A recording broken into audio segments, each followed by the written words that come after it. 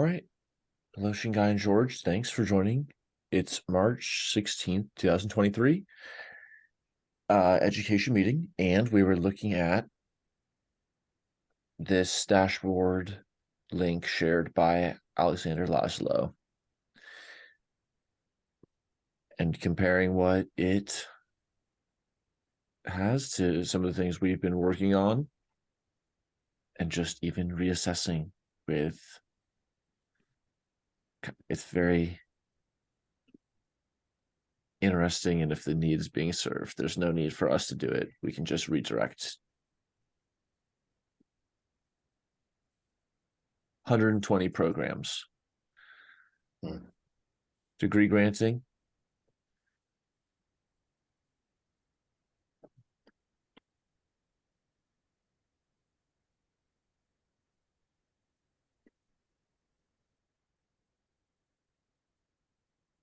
Do you know if they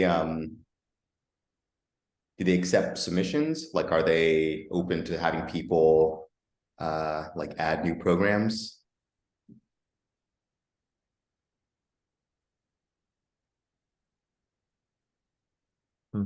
Let's look. Well, there's a transformations community that supports it somehow.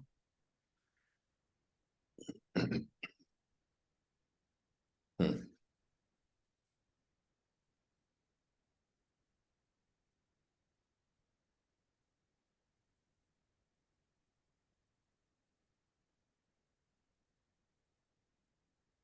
2021, potentially inactive.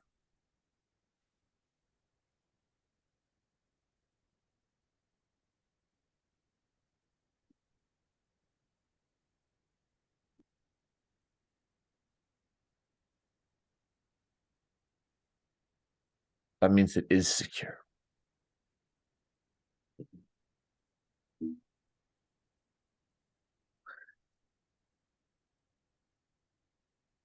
Association of Public Land Grant Universities.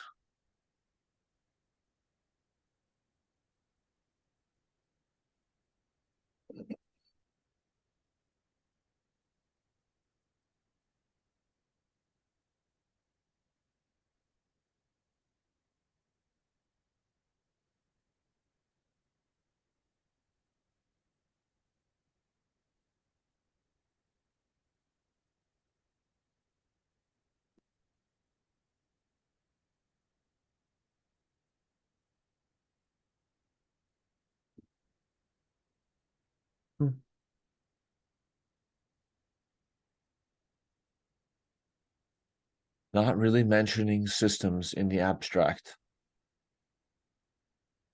Just interesting to highlight. But in the citations, yes, their own work.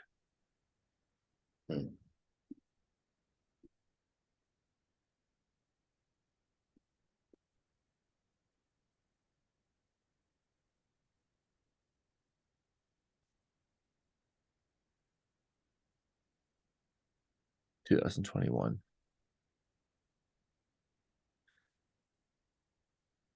Then maybe handed to this community. But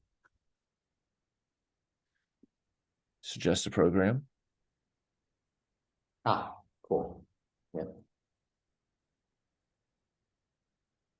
That's definitely a more full form login than we were imagining. On the plus side, you of course have their information to contact, so it kind of removes the step that we had in the form of just saying which email address is the official contact to verify the information. Code is good for templating, but in terms of a real production scale, it's definitely not the right specific architecture. But it's also kind of a balance because you can't always wait for some very smooth and good interface. But maybe it's going to be easier, or maybe this suggests some strategies over the coming months to get a grant, even whether we do or don't get paid, just to pay for the finite amounts that it would require to get some freelance work, several thousand. Perhaps in the meantime, follow up with this group and find out like what the status is and what their learnings were. And then while there are many rapid developments and perhaps in how easy it is to develop sites like that in the coming months or something. And then also maybe bring some focus to the website with Katrina Kessler and thinking about the ISSS website from an educational perspective. Because if we're not immediately going to pursuing this sort of like trying to sample exhaustively the systems education niche, which is, we can leave it as just a proof of concept coda. I'm just kind of like leaning towards this personally because I don't know. I don't want to separate bringing the topic up from making a decision about it per se, but I think this is a lot of the way that what the niche needs in that respect, and we can improve a lot while we work from the knowledge engineering side on making the ISSS materials like accessible and indexable, work from education side on what we have, improve the website, and then maybe through the like website be able to have subspaces where people can, I don't know, do other things. Just kind of speculating, but I don't know. What's the other do you think? Uh, what what I'm curious about this title, systems change programs. Hmm. So that indicates to me that we're talking about, pardon me, systems practice and so-called systems thinking. And you know my tirade from, I guess it was last time. I don't know if I'm you sure. saw it, Shanghai, but I'm really quite despondent over the fact that so many of these so-called systems transformation, systems intervention, systems change, and so forth. While they have systems in the name, they're not exactly based on a solid grounding in system science. That people learn a little bit about things like requisite variety, for example. That's my favorite kicking boy. The notion that, oh yeah, okay, all we need to do is get lots of diversity in here, and we'll have requisite variety, without ever absolutely knowing anything at all about where that word or that phrase comes from and why, and so on and so forth. So anyway, I think when we're talking about education, we need to be very careful to parse this into relevant topic domains. So there's my favorite one, system science, which is hardcore, rigorous, scientific approach to understanding systemness. Then there's systems engineering, which, according to the systems engineers, is they want it to be based on system science. Their problem right now is that they're blind to what system science is. They think they've got to reinvent it. So they've got and in COSI, they've got a system science working group that is spent years. I participated for quite some time in that group, and it became very clear to me that they really were not on track. They're just going down all these various blind alleys, and they keep talking the same talk. I've gone to, I don't know, 4 or 5 of their workshops, and so they're not really trying to base it on system science, because they keep thinking there is no system science. Just because it's not an academic unit, in a recognized academic unit in universities, I think, is why they're not pursuing it from that standpoint.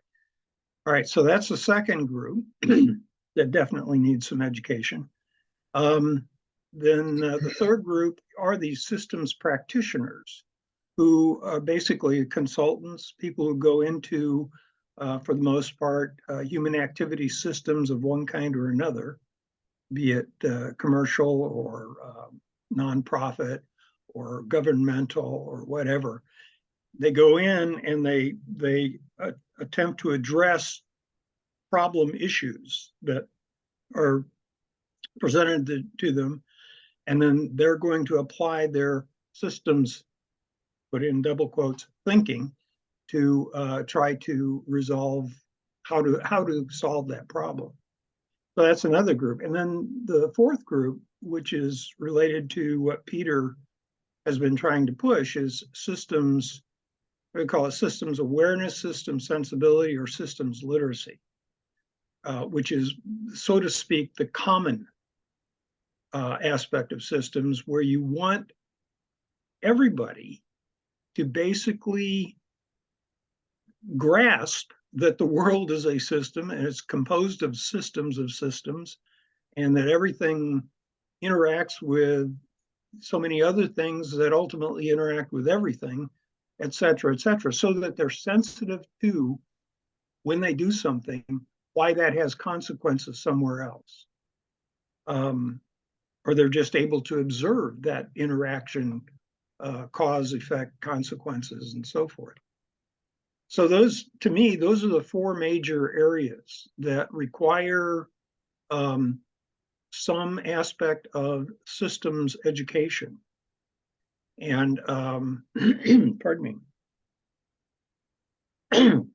And I think getting clear on what those 4 mean. There might be others. These are the ones that occur to me. But getting clear on what those 4 require in the way of educational materials, it seems to me is fairly cogent to what we're trying to do. Yeah, I hear you on that. Thank you for sharing it. I agree. And also, yeah, it's definitely important to keep, like, why, in the multi-scale motivations and purposes that we have to work on this project, where's a good usage of our overlapping opportunities. And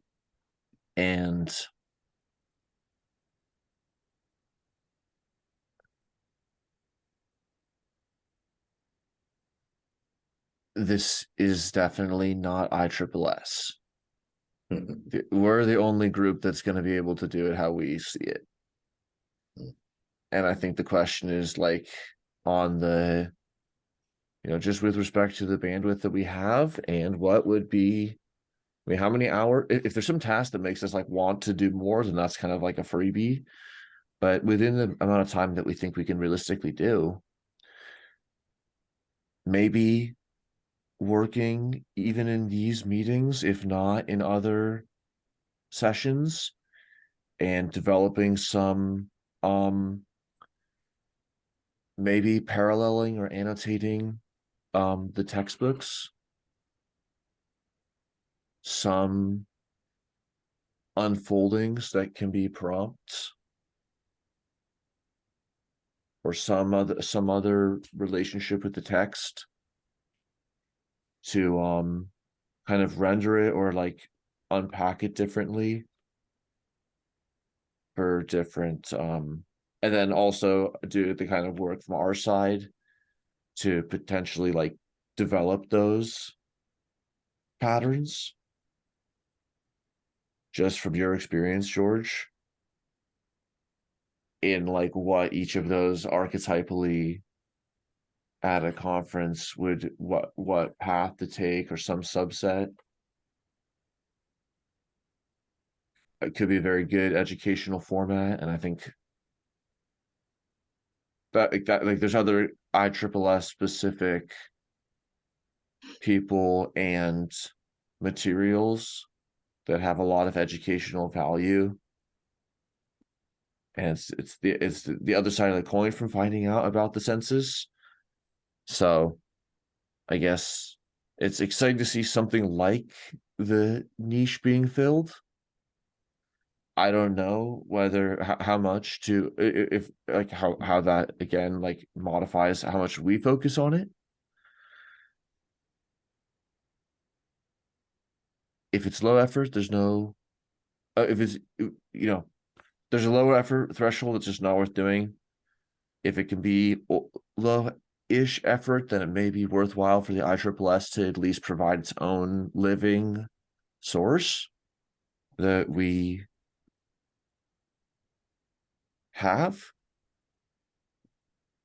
Also, to really do that correctly, like if we have the GDPR and all of this other stuff and the mod process around who can push the to distribute, it's like a little bit of an uncanny valley, so I'm just not sure. Yeah, I think it's just fine to reassess, given that like the three of us who are here, which is basically the entire, there's other people who will come through, but just in terms of what we can decide right now, like where do we want to kind of focus with respect to maybe just the times that we're here or the times that we have for this project? What extent would any of us want to focus on developing the architecture to really support the right kind of census apparatus with a code structure to do it appropriately a little bit, because it's very informal, or just leave it as kind of a template, as kind of a proof of concept for just, and then just maybe explore a different area and focus more, for example, like in the time that we have on hearing how to develop educational materials for different backgrounds and helping the work like move along that you're developing, Shinkai. It's a lot of time to do that work rather than kind of wrangle and communicate. Just some thoughts. Yeah, my instinct is that, well, I see that there would be long-term value in creating our own database that is more robust and comprehensive and divides programs into these different fields of systems change, systems practitioners, literacy, and systems science. Yeah, I think it's like questionable the extent to which it's useful to put a large amount of time and energy into that. So it could be worthwhile to maybe, yeah, get like a nice sort of basic proof of concept up and running and then let it sit for a while. In the future, maybe we could explore trying to get a grant to take it to the next level. But short term, it seems like our time might be better spent on other efforts. Well, pardon me. I think the area of so-called systems transformation, systems intervention, and so forth is currently well covered educationally by starting with Hull, for example, as a hub, Hull the hub of systems intervention, systems thinking, critical systems thinking, for example. So that area to me seems well covered.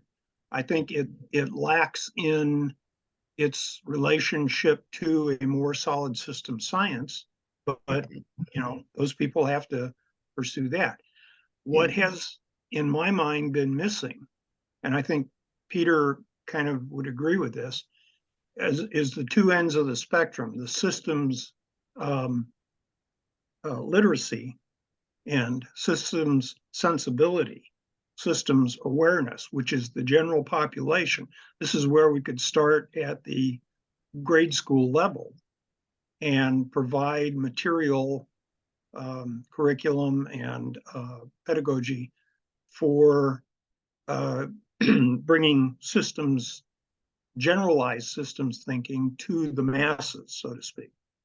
So that's one area. And I think, for example, Shingai, I know you talked to Lynn. Her book, I think, was really quite central in that effort, in developing around what she's producing now. And I think she's going to continue to expand that. And then the other end of the spectrum is at the college and graduate level of doing real definitive system science education. And so that's where I put my focus. And then the systems engineers are just going to have to get their act together. If they want to join the party, that's fine. But it's ironic because I know an awful lot of they are members of NCASI, but they're not as actively engaged in this so-called system science working group. They're out there in the world actually doing it, and I get emails and whatnot from them all the time saying, "Oh, your textbook has been really helpful in getting a better understanding, a better handle on our systems processes here," which is really not. So that's encouraging to me, knowing that there are people out there who are quite aware that system science already exists. It doesn't have to be invented by engineers. Not to say it couldn't be improved by engineers, but the fundamental invention process has already taken place.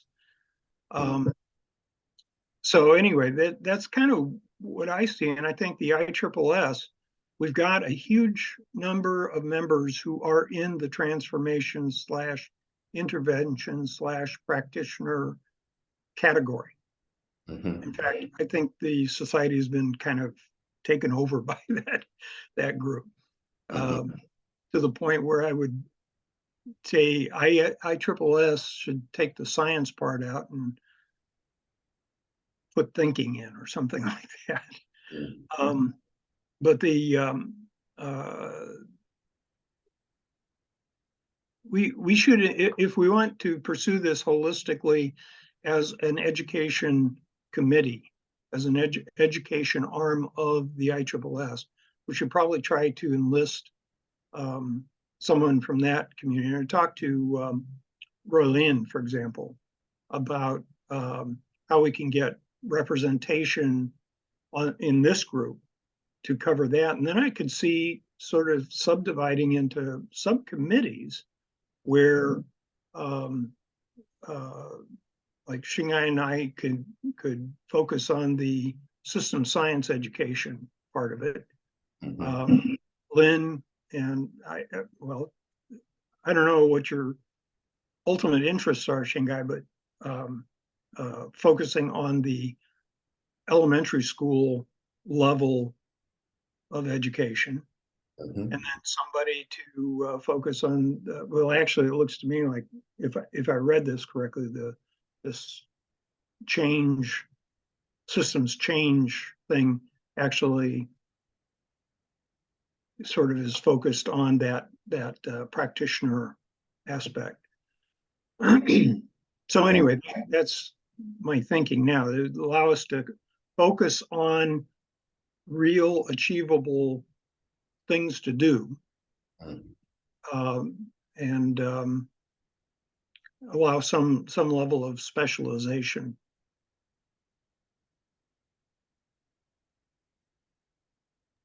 Yeah, thank you for sharing that. I hear that. I think it's always good. Like we kind of go in one direction, and it's always good to also have discontinuities. I think, even if that means things change, and I think, I mean, every field, and as we hope science, system science would have their, would be an educational core that holds together in a way that even merits the term having a meaning, at least in a certain context. Yeah, I'll just say I have a strong interest in focusing primarily on the system science side of things, but having talked with Lynn and also having read the first few chapters of her book, I do find the literacy aspect really interesting as well. I think it'll be important for the future, important for communicating these ideas to a broader audience. So while I like to sort of prioritize the science aspects of things, I'm also very interested in helping to spread some of the literacy work that Lynn is doing. It's really good stuff. Yeah, yeah, I agree. And there's no reason why you can't split between those two. It's just having them as categories for focus Mhm. more than necessarily you only have to do this or you only do this or whatever. Yeah, what it makes me think about is just we've had a lot of one viewer lens was like kind of functional or system of interest oriented. People express some interests, but there's not really critical density, and that's okay. That's where it was, just empirically. Again, not that they couldn't have been pushed differently. Um, you mentioned subcommittees and having just a young and an old as just naturally those projects that are falling out, and just say this is the two focus, and it's on system science, and it we want to follow a systems approach and take it holistically, not just um remix. I don't know, but like including just changing how we're organized, which has only been for 12 meetings, and approaching those two categories of people archetypally, and making our own work more driven by system science. There's sort of a lot that gets in education. So like there's education research with people measuring the differences in outcomes, and then there's more qualitative work, more logistical work, more conceptual, value driven, a lot of mixed praxis. But at the very least, the conceptual center of gravity of the more experienced attractor has to be systems itself, for it to be that science. Which isn't to say that that's a task or a focus for everyone. It's just that's what it would mean to be in the conceptual center of that field that education is anchored through.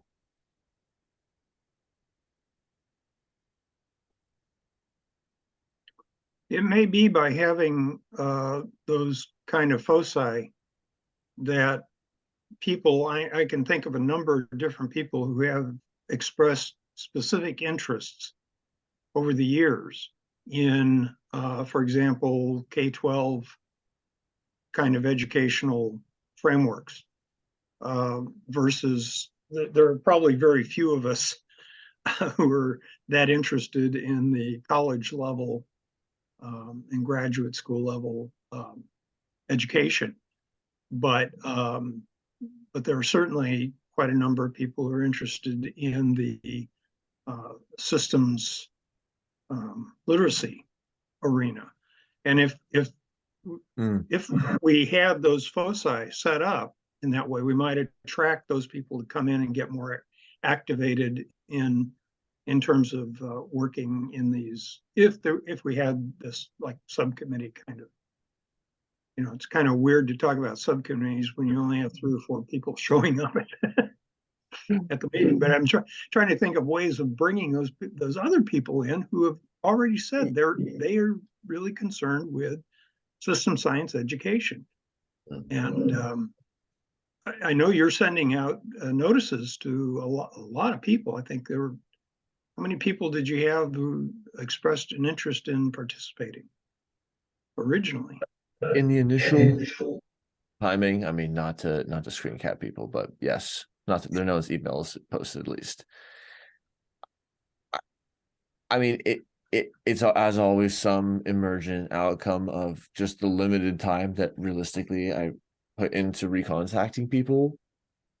The kind of open-endedness about how we want to recontact people. I agree that with some procedural work, like we could keep people who had expressed interest, we could give them more opportunities to step in and out for like even 1 hour, and just say, once a month out of this different time zone, we're going to do a focus group on this. And every month we take in the input on this area, either younger or older education, as the broadest separation of our actual regimes of attention.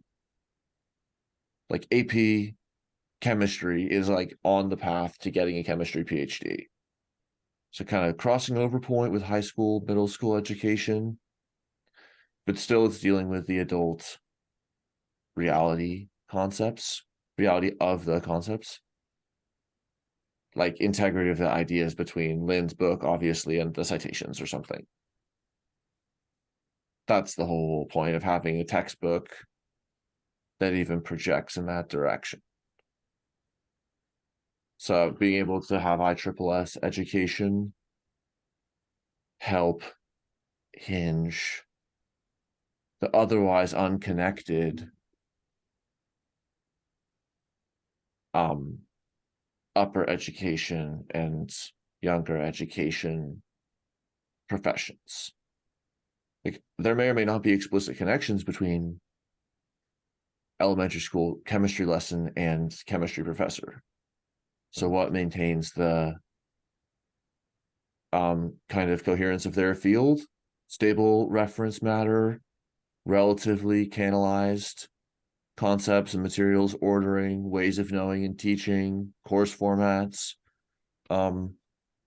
just broadly stable, potentially even immovably unupdating approaches to genetics or to chemistry or to math, just kind of like classical structures,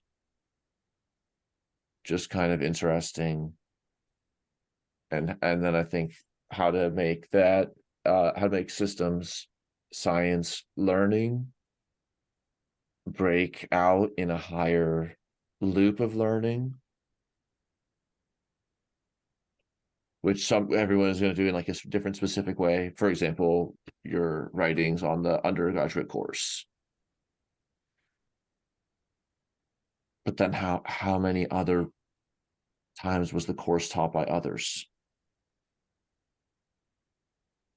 So that's kind of one of the big trade-offs. And I think holistic considerations that we can take into mind.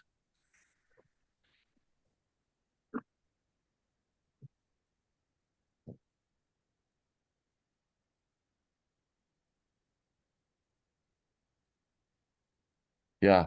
how should we structure that? Well, also, I will have to go in 7 minutes, so we'll just go till 45. So Okay. Mhm. would either of you like to summarize or like give any kind of final thoughts or questions? Have you gotten any responses to the survey? Oh yes.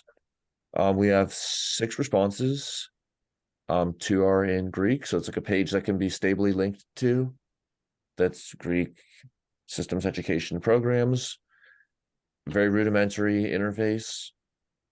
You can look at it as a card. You can search for different criteria.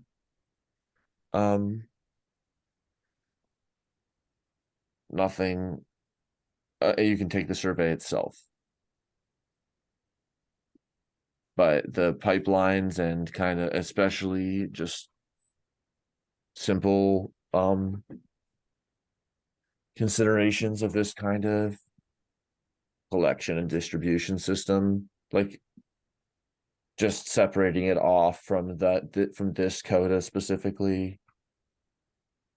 So there can be different read write access for survey, figuring out those kinds of things. Like not to restate, but that's just like the kind of,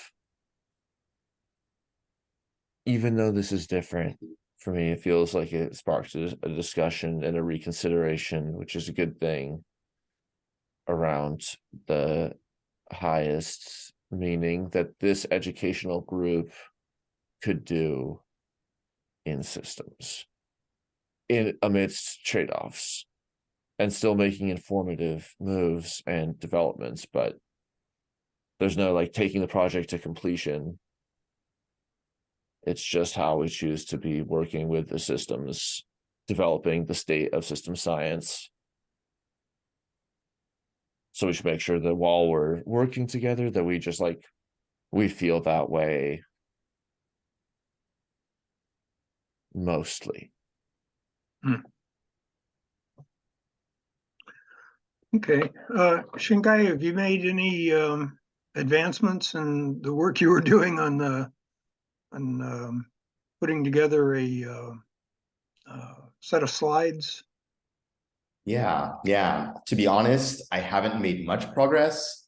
I have been going through some of the lectures that you recommended and the book by Lee Smolin. But these past few weeks, I've been a bit distracted. I was at a crypto conference and I actually got a part-time job offer to help out with the crypto project. So my attention has been a bit scattered. Yeah. I definitely feeling the sort of the motivation and the drive to dive back into it, especially after my recent conversations with Lynn. But honestly, the past few weeks, I've been distracted. Yeah. Well, I know how it goes. You got to retire before you get the freedom to do what you want. Absolutely. But I feel that as we start to make more progress with the slides and with this idea of a webinar, it could be an idea that draws a lot of people in. I think it could be compelling. So I'm excited to dive back into it, and I will update you shortly. Okay, great. Thanks. Absolutely. Incredible range from Wakeland. So thank you for connecting us, George. Yeah, wow. Is the link to that in the survey response? Ah, there it is. I see it. Cool. Yeah. All right, so there's a few people who are emailing about the interface or for some other work, so kind of just hope that people will watch the recording if they care, or we'll just continue to keep moving the parts that are really feeling relevant to us as our capacities are fluctuating. But next time, it sounds like one thing that we're going to start with, whoever's there, is the 2 archetypes / patterns, etc., of systems as like sub foci for education. I don't know if we have to alternate there too, or somehow have a different engagements to keep the upper education system science discussion just in a different space in a different way, and vice versa. Well, And to better understand. Yeah. I can organize a Zoom session at a different time, different day, different time. Shingai and I can start the process of working on that. And then there are several people I want to invite to come into that discussion, because ultimately, I believe that everything that moves down into these other areas, to the younger age groups, if you will, to the systems literacy area and so forth, has to be based on a consistent and holistic scientific knowledge of systems that's going to be established at that pinnacle, if you will, at the upper division college level kind of science.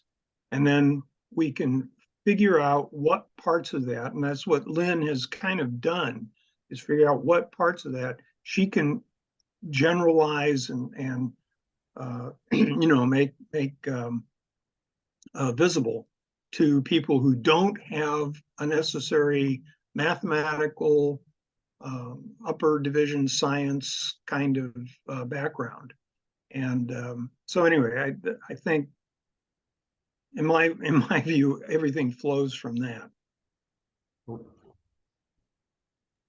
Thank you. Fine closing words. So, all right.